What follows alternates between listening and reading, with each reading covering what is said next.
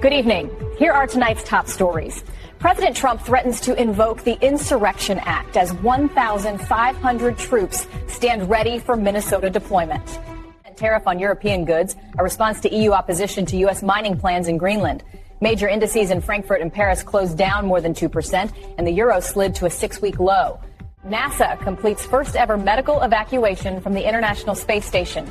And a 10% credit card interest rate cap takes effect tomorrow amid warnings of widespread account closures.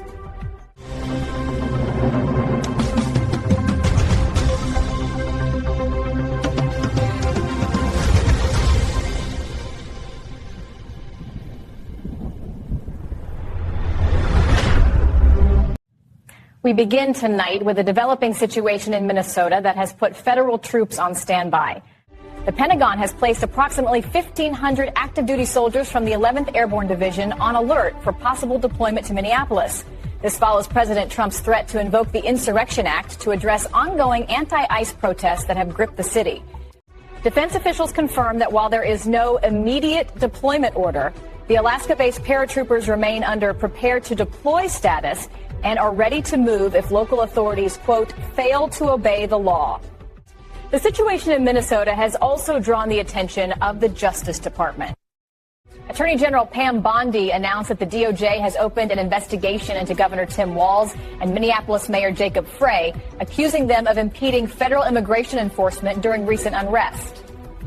The protests were initially sparked by the fatal shooting of Renee Good during an ICE operation, and tensions have remained high across the Twin Cities.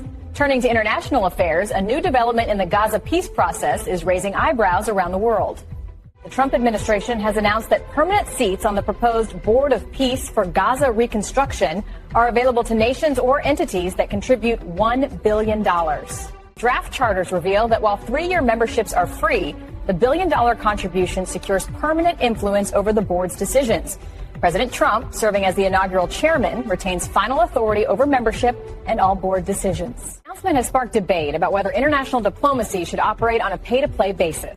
U.S. Special Envoy Steve Witkoff officially launched Phase 2 of the 20-point Gaza peace plan today, shifting focus toward demilitarization efforts and the establishment of a transitional technocratic Palestinian administration. India has been invited to join the Board of Peace, reflecting the administration's effort to bring diverse international voices to the reconstruction process. Across the Atlantic, relations with European allies have deteriorated sharply. President Trump threatened a 10% tariff on goods from 8 European nations, including Germany, France, and the United Kingdom, over their opposition to U.S. efforts to acquire Greenland. European markets reacted swiftly, with the DAX and CAC 40 indices sliding significantly. U.S. stock futures also fell on the news. Leaders from the Netherlands, Denmark, and Sweden issued a rare joint statement condemning the tariff threats as a dangerous downward spiral that undermines the transatlantic alliance and strategic trust. European Union members are reportedly holding emergency meetings to discuss potential retaliatory measures. In space news, NASA successfully completed the first ever medical evacuation from the International Space Station.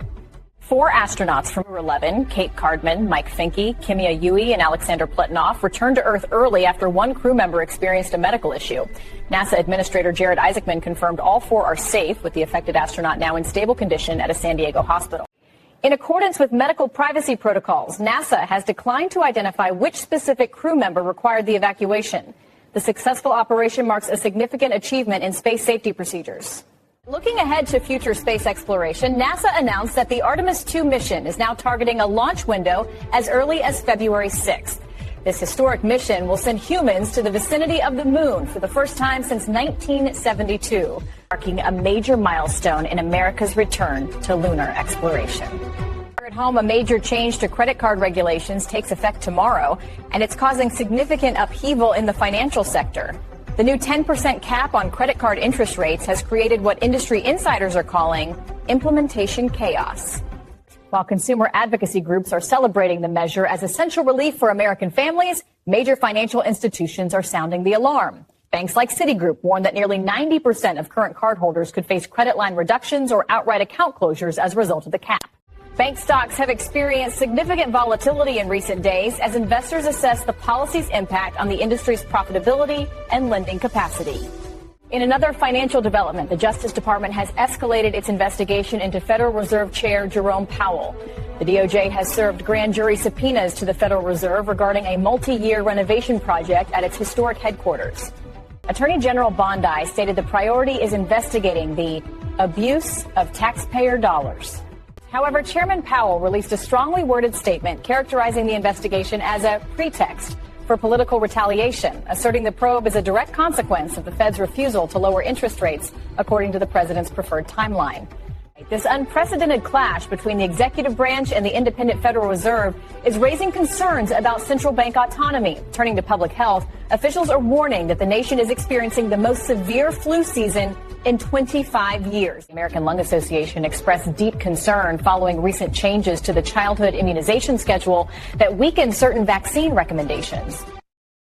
Experts are urging Americans to take preventive measures seriously as hospitals report increased strain on their resources. Healthcare Business News, Kaiser Permanente has begun the process of paying a record-breaking $556 million settlement following a massive fraud investigation.